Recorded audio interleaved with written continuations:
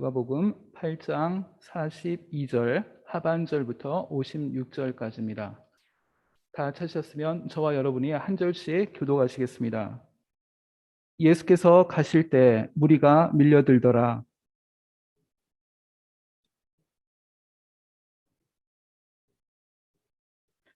예수의 뒤로 와서 그의 옷가에 손을 대니 혈루증이 즉시 그쳤더라.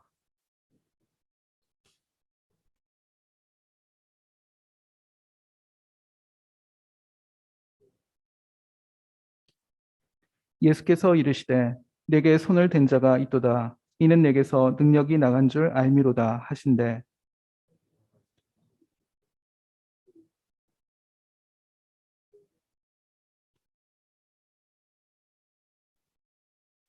예수께서 이르시되 딸아 내 믿음이 너를 구원하였으니 평안히 가라 하시더라.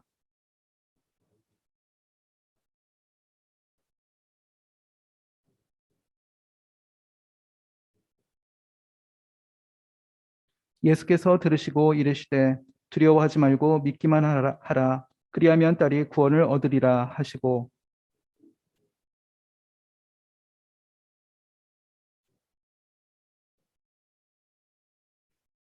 모든 사람이 아이를 위하여 울며 통곡하며 예수께서 이르시되 울지 말라 죽은 것이 아니라 잔다 하시니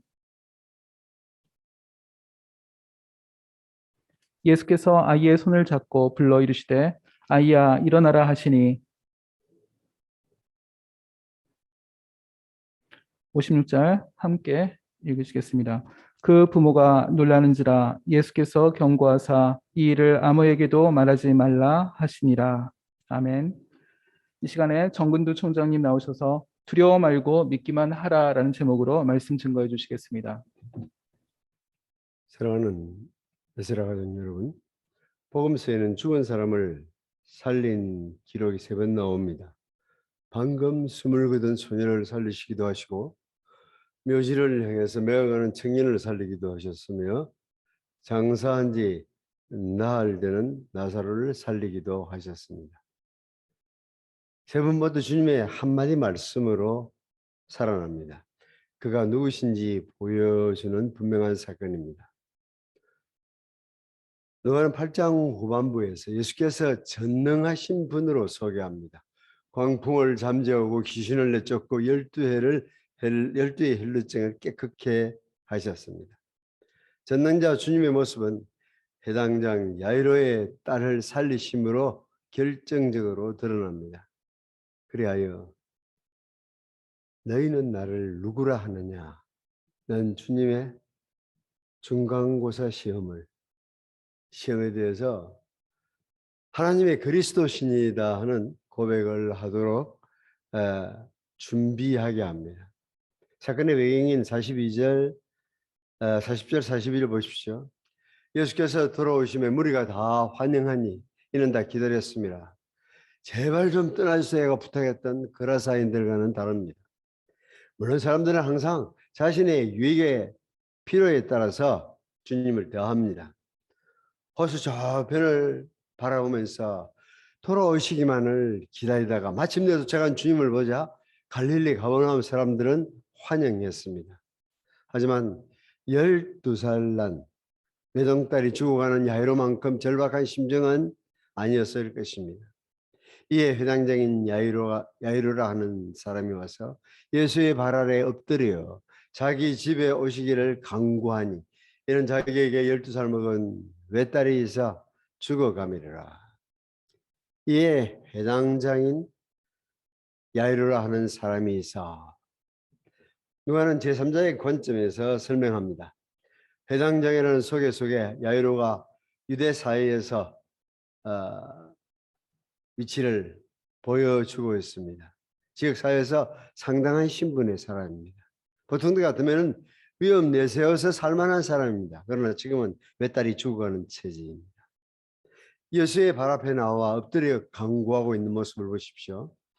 유대주의의 대표자인 한 사람이 젊은 한 선생을 붙들고 늘어지는 것은 상황의 급박함 때문입니다. 사람은 절박한 상황에 부딪혀야 비로소 하나님의 아들 앞에 무릎을 꿇습니다. 해당장 야이로만 그런 것이 아닙니다. 누구나 마찬가지입니다. 자신의 능력으로 자신의 지위를 가지고 뭔가 통한다고 생각하면은 무릎 왜 꿇어요? 사람은 절박한 상황에 부딪혀야 무릎을 꿇습니다. 해당장 야이로는 우리의 모습입니다. 지금 절박한 상황 앞에서 위신 접어두고 나와서 요청하고 있습니다. 제발 오셔서 나를 살려주십시오. 주님은 간구하는 자 앞에서 쾌히 응답하시는 분으로 복음서는 우리에게 소개해 줍니다. 긴급한 요청 앞에 주님은 쾌히 길을 나섰습니다.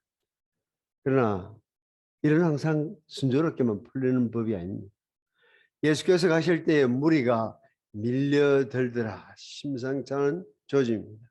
엄청난 군중 때문에 걸음 걷는 속도가 떨어지기 마련입니다. 기다리다가 모셔가는 야이로 입장에서는 종종 걸음으로 가야 할 처지입니다. 하지만 아무리 바빠도 무리의 흐름에 따라서 갈 수밖에 없습니다. 지그재그로 테트리스 하듯이 달려봐도 5분 차이 내지 않는다는 거 여러분 잘 아시죠? 사람들 틈을 비집고 발버둥 쳐봤자 달라질 것이 크게 없습니다.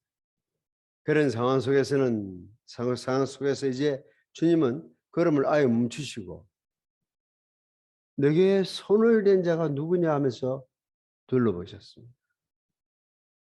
야이로의 심정이 어떠했을 겁니까? 누가 손을 댔는지 기어이 밝히려고 드는 주님이 야속하리만큼 그의 상황은 절박했습니다.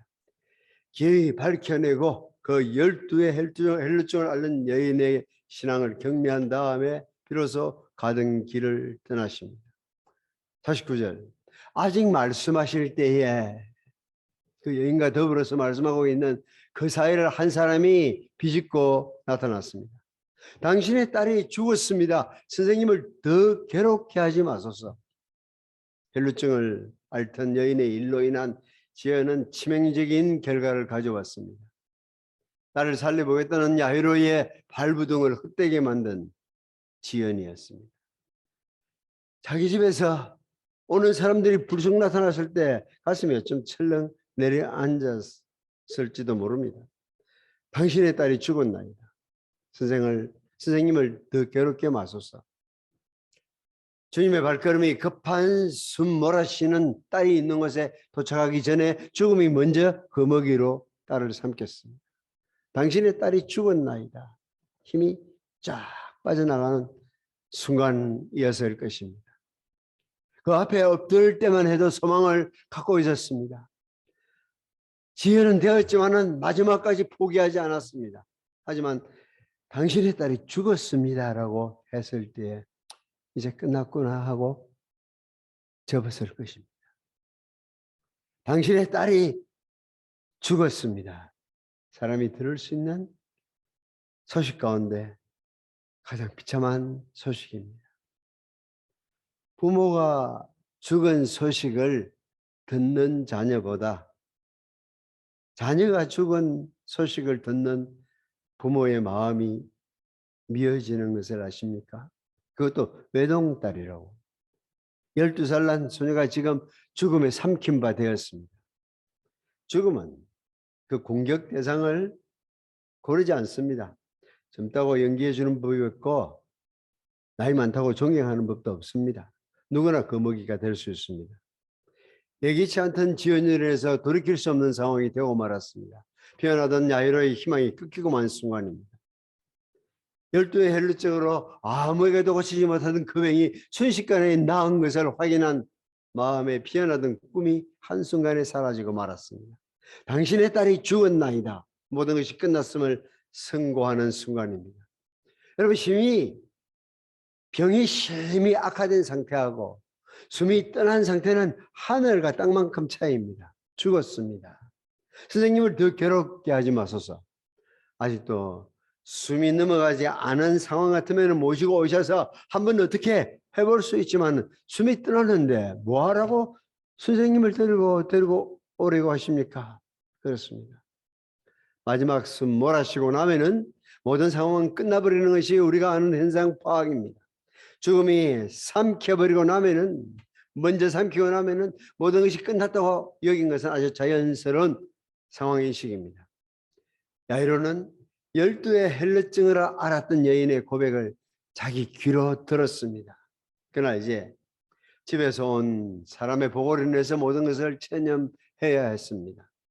안타까운 종결 처리 보고서처럼 들린 것은 무리가 아닙니다.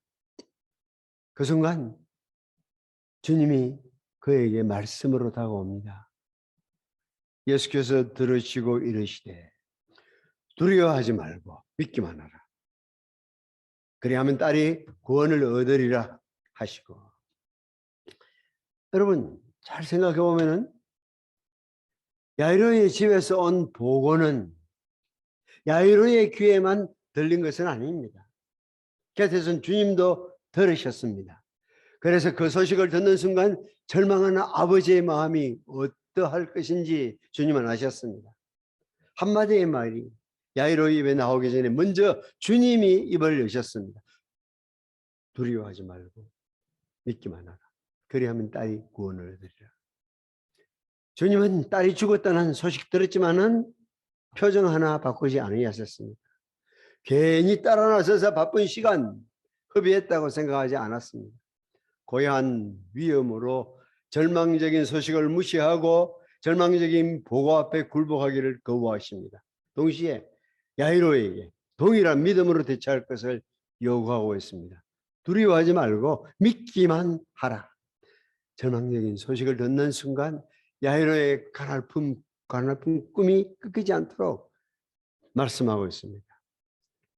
절망할 수밖에 없을 때에 절망하기를 거부하는 것이 신앙입니다. 모든 것이 끝났다는 생각이 들 때에 주님의 말씀에 귀를 기울이는 것이 믿음입니다. 믿음의 본질은 바로 이런 것입니다. 야이로는 오는 길에 예수의 능력을 목격했습니다. 그러나 그는 더 큰 믿음을 가지도록 주님으로부터 요청받습니다. 두려워하지 말고 믿기만 하라. 그 말이 가진 헬라어 뉘앙스는 지금부터 믿어라. 그런 의미입니다. 그래요. 지금부터 믿음이 필요한 순간 아닙니까? 믿음이 필요한 곳은 상황이 끝났다는 판정이 난 곳입니다. 물론 형편이 어려워지면 우리가 주님을 바라보죠. 어디까지? 상황이 끝날 때까지입니다. 그러나 진짜 믿음이 필요한 것은 상황이 끝나버렸을 때입니다. 아직 한 가닥 인간적인 기대가 남아있을 때는 주님을 믿는다고 하다가 결정적인 순간에는 이제 틀렸구나 하고 포기해버리는 것이 우리 모습 아닙니까? 한 가닥 남아있던 인간적인 계산에 기대를 걸고 있던 것에 지나지 않습니다. 불어오는 바람에 불이 꺼져버리고 나면 이제 끝났구나 라고 생각합니다. 주님은 꺼져가는 등불, 꺼져버린 심지에 불을 댕기는 분이십니다. 믿는다고 쉽게 말들 하지만은 그것은 아직 절망적이지 않을 때입니다. 그러나 진짜 절망적인 상황에 부딪히면은 믿음이 뭐고 포기해버립니다. 하지만 상황이 끝났다는 인식 없이는 절대자를 절대 신뢰할 수 없습니다.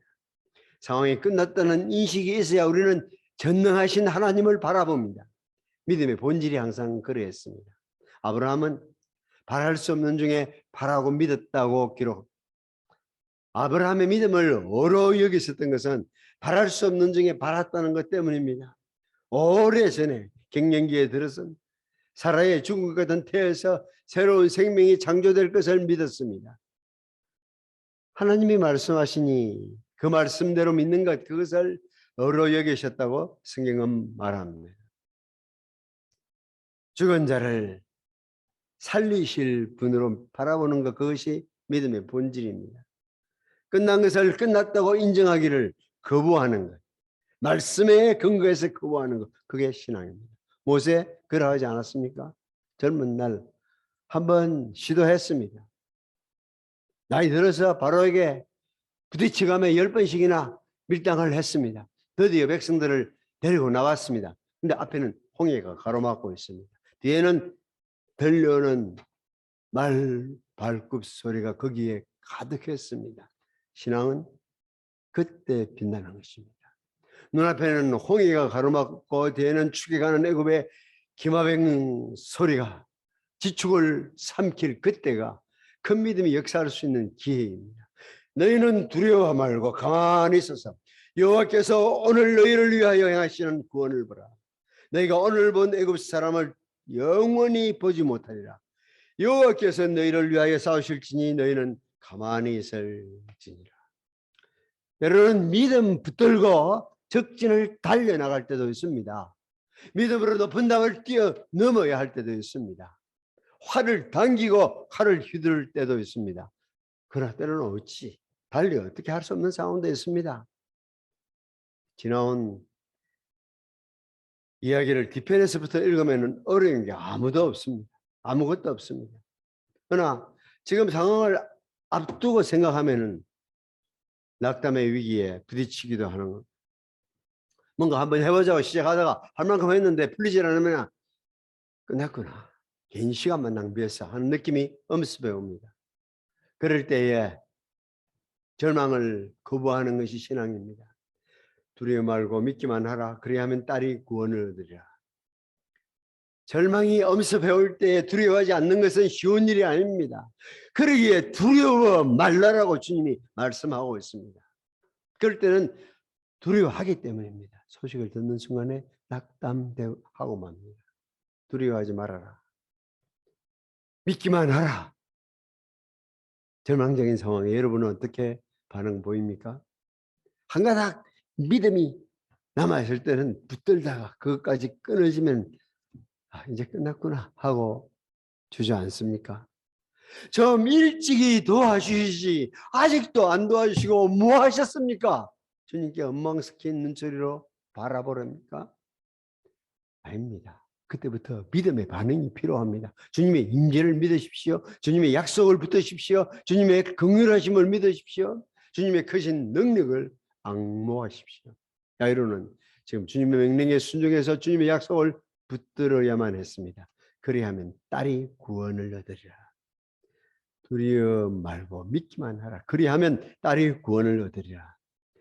주님이 같이 하고 주님이 약속해 오는 것을 들어야 했습니다. 주님의 긍휼을 바라봐야 했습니다. 주님의 크신 능력을 앙모해야 했습니다. 그리하면 딸이 구원을 얻으리라. 우리요, 상황 판단이 너무 빠를 때가 있습니다. 주님의 크신 능력을 앙모해야만 합니다. 그리하면 딸이 구원을 얻으리라. 나름의 판단을 신뢰하기 때문에 주님이 다가오는 것을 의식하지 못할 때도 있습니다. 딸이 죽었나이다는 보호 앞에서 완전히 절망한 나머지 오늘은 약속으로 찾아오시는 주님을 위한 여유가 없을 때가 있습니다. 명석한 두뇌로 재빨리 상황을 진단해버리고 마는 겁니다. 그의 무궁하신 긍휼과 그의 전능하신 능력을 체험하는 기회를 스스로 포기하고 마는 것입니다. 하나님이 전능하신 건 맞지만은 설마 나를 도우시랴?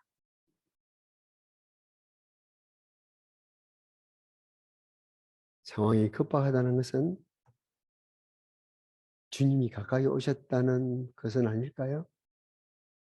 그만큼 가까이 와 계시는 그 주님의 인자하심을 믿음의 눈으로 바라보십시오. 사랑하는 에스라 가족 여러분, 자신의 판단만 앞서오지 마십시오. 믿음이 필요할 때는 믿음을 포기하지 마십시오. 믿음은 그때 필요합니다. 세상의 판정으로 딸이 죽었나이다는 선고가 내려질 그때에 신앙인이 어떻게 사는지를 보여줄 때가 아닙니까? 신앙이라고 하면서 신앙의 정작 발휘될 그 순간에 포기해버린다면 어떻게 신앙인다운 승리에 간증할 수 있겠습니까? 지금부터 믿기만 하라. 그리하면 딸이 구원을 얻으리라는 약속을 붙드십시오. 세자만 데리고 아이의 부모와 함께 방 안으로 들어가십니다. 벌써 온 집안은 울음과 통곡으로 가득해 있었습니다. 이스라엘 풍습에 따라서 직업적인 울음꾼까지 동원되어서 진을진 판국입니다. 널려진 시체가 있는 곳에 독수리가 찾아들듯이 숨이 떨어진 시신이 있는 집에는, 투상집에는 어김없이 나타나는 호국꾼들입니다. 그 집에 이르러 베드로와 요한과 야고보와 아이의 부모 외에는 함께 들어가기를 허락지 아니하시니라. 모든 사람이 아이를 위하여 울며 통곡하며 예수께서 이르시되 울지 말라. 죽은 것이 아니라 잔다 하시니 그들이 죽은 것을 아는 거로 비웃더라. 울지 말라. 죽은 것이 아니라 잔다고 말씀하십니다. 사람들이 그 말을 믿습니까? 그들이 죽은 것을 아는 거로 비웃더라. 울지 말라. 울 때가 아니라 오히려 기뻐할 때라고 주님이 선언하시는데 자기 판단을 더 결정적이라고 믿는 사람들은 비웃습니다. 그들은 그 죽은 것을 아는 거로 비웃더라. 그들은 딸이 죽은 것을 알고 있는 사람들. 죽은 사실에 입각해서 들으니까 비웃음밖에는 안 나오는 것입니다. 죽은 것이 아니라 잔다고요? 무슨 말씀이에요? 그들이 아는 것과 정반대의 말씀을 하시는 주님의 말이 그렇게 들리가 만무합니다. 사랑하는 하우 여러분, 여러분이 알고 있는 것을까지 내세우면은 주님의 영광스러운 계시의 말씀이 들리지 않습니다. 놀라운 말씀을 주님이 하시는데도 하나도 귀에 들어오지 않습니다. 여러분이 아는 것을 붙잡고 있으면은 주님의 영광스러운 능력을 놓치는 것입니다. 그들은 되어진 일을 두고 판단했지만 주님은 되어질 일을 두고 선언하고 있습니다. 사람들은 자기 판단이 옳다고 생각했습니다. 되어진 일, 죽은 아이의 호흡을 두고 말하면은 그들의 말이 옳습니다. 그러나 주님은 앞으로 되어질 일을 두고 선언하십니다. 다시금 숨을 쉬게 될 그 아이를 두고 하시는 말씀입니다. 그러기에 지금은 자는 것에 불과한 것입니다. 과거를 판단 기점으로 두면은 죽은 것이 분명합니다. 그러나 미래를 판단 기점으로 두면은 자는 것이 틀림이 없습니다. 무엇을 판단 기준으로 삼느냐에 따라서 진단이 달라집니다. 그러기에 주님은 명령하십니다. 울지 말라. 죽은 것이 아니라 잔다. 전능하신 능력의 주님이 가는 곳에는 절망적인 상황으로 끝날 수 없습니다. 당신을 중심해서 상황을 진단하고 계십니다. 숨이 떠난 아이의 상황을 말하는 것이 아닙니다. 전능하신 자신을 두고 말씀하십니다. 죽은 것이 아니라 잔다고 울지 말라. 울 때가 아니라는 것입니다. 죽었다는 과거를 두고 말하면은 울 수밖에 없는 시점입니다. 그러나 주님이 살리실 일을 중심으로 보면은 주님이 다가오고 있다는 것은 울 때가 아니라 기뻐 뛸 때입니다. 죽음이 기성을 부를 수 없는 생명의 주님께서 그 발걸음을 아이를 향해서 내딛고 있습니다. 죽음이 금어기로 삼킨 12살 난 소녀를 되찾기 위해서 능력자께서 접근하고 계십니다. 사랑하는 여러분, 식구 여러분, 여러분은 어떤 관점으로 삶을 바라보고 있습니까? 다 틀렸어. 이런 과거 지향적인 패배주의가 여러분을 지배하고 있습니까? 다 틀렸어. 이 정말이지 이젠 끝났어. 그것이 여러분의 판단입니까? 부디 지금부터는 모든 것을 새롭게 하노라고 선언하실 전능자 보좌에 앉으신 그분의 말씀에 근거해서 여러분의 삶을 바라보십시오. 되어진 일만 보고 판단하면은 항상 기뻐할 수 없습니다. 물은 엎질러졌고 그릇은 깨어졌는데 어떻게 기뻐할 수 있습니까? 그러나 영광의 주님으로 말미암아 다시 새롭게 될 것을 바라보는 자에게는 어떤 상황에서도 절망하지 않습니다. 항상 기뻐합니다. 그러기에 쉬지 않고 기도합니다. 범사에 감사할 수밖에 없습니다. 되어진 일만 가지고 판단하면 때로는 절망적입니다. 앞으로 되어질 일을 두고 삶을 바라보십시오. 여러분은 결코 실패자가 아닙니다. You are not a loser. 여러분은 위너입니다. 우리 주님이 이미 승리하셨기 때문입니다. 십자가 위에서 승리를 선언하셨기 때문에 그와 함께 가는 자들은 이미 승리자예요. 여러분은 결코 패배자로 끝나지 않습니다. 천천만 천사들과 함께 영광의 승리자로서 한날 서게 될 것입니다. 지금 어떤 일이 닥쳤다 하더라도 그건 아무 차이를 내지 못합니다. 지금 무슨 일이 닥친다 하더라도 여러분의 미래에 아무런 흠집을 만들지 못할 것입니다. 영광의 주님과 함께 설 자신을 바라보면서 오늘의 상황을 진단해 보십시오. 그래야 우리는 항상 기뻐할 수 있습니다. 범사에 감사할 수 있습니다. 어떤 상황 속에서도 기도의 끈을 놓치지 않습니다. 염려되는 상황에 부딪히고 절망적인 상황에 빠지기도 하지만은 모든 것을 감사함으로 자비의 보좌 앞에 아뢰를 수 있는 것은 전능하신 분, 전능하사 천지를 창조하신 그분이 같이 있다는 것을 알기 때문에 우리는 내일 새로운 기대를 가집니다. 주님 오심으로 세상은 바뀌었다는 거 아십니까? 주님 오시기 전과 주님 오신 이후로서 역사는 갈라지고 있습니다. 세상은 바뀌고 있으며 세상은 완전히 변화될 것입니다. 죽음이 마지막 소리를 치던 시대는 그리스도 오심으로 끝장난 것입니다. 주님이 오시기 전에는 숨 떨어졌다면 끝이었습니다. 그러나 주님 오신 다음부터는 항상 소망이 있습니다. 죽음이 마지막 소리를 치던 시대는 끝났습니다. 사망아 너의 쏘는 것이 어디 있느냐고 소리치는 것입니다. 주님은 이 소녀를 보고 지금 아직도 자고 있네 이렇게 말하는 것도 아닙니다. 그 소녀를 보기 전에 죽은 것이 아니라 잔다고 말씀하십니다. 소녀의 현상을 보고 하시는 말씀이 아니라 당신이 누구인지 아시기에 죽은 것이 아니라 잔다고 말씀합니다. 하나님의 관점으로 죽음은 재해석됩니다. 하나님의 관점에서는 실패가 재해석될 수 있습니다. 하나님의 관점에서는 끝나버린 사건이 재해석될 수가 있습니다. 그건 당연히 세상의 해석과 다릅니다. 당연히 사람들은 비웃지요.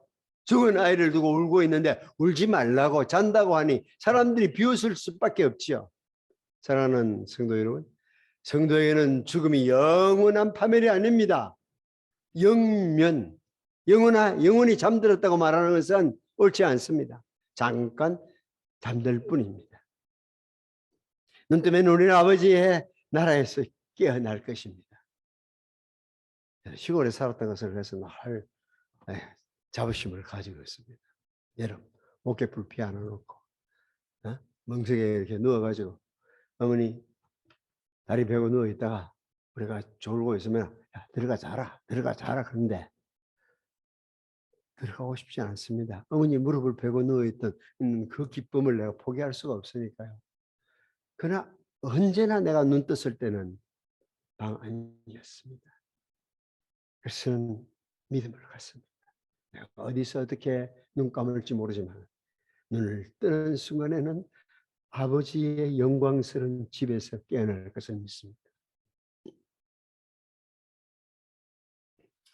죽었다고 신약 성경이 표현한 대신에 잔다고 주로 표현하는 것은 다가오실 주님, 생명의 주님, 영광의 주님으로 말미암아 미래를 보고 오늘을 판단하는 것입니다. 예수께서 아이의 손을 잡고 불러 이르시되 아이야 일어나라 하시니 그 영이 돌아와 아이가 곧 일어나가는 예수께서 먹을 것을 주라 맹하시니 그 부모가 놀라는지라.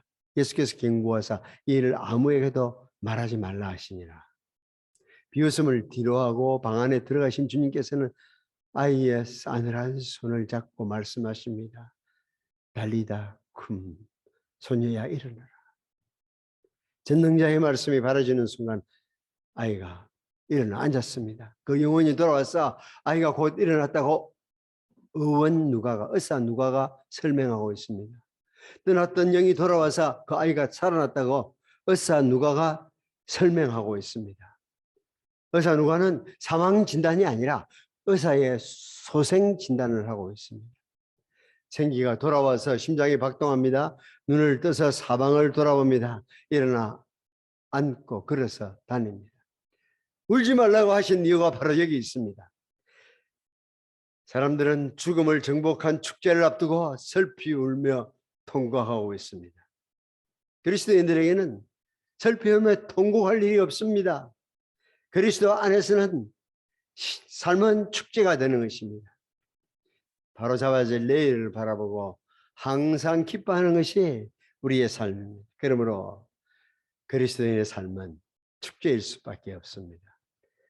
세상이 당하는 재난을 우리가 잘 피해가기 때문에 삶이 기쁜 것은 아닙니다. 세상이 당하는 모든 일을 겪지만은 앞으로 다가올 영광을 두고 기뻐하는 것이 우리의 몫입니다. 절망적인 인생 상황 때문이 아니라 언제나 희망이신 그리스도의 임재가 우리를 기쁘게 만듭니다. 아이가 다시 살아났습니다. 부모가 얼마나 기쁘겠습니까?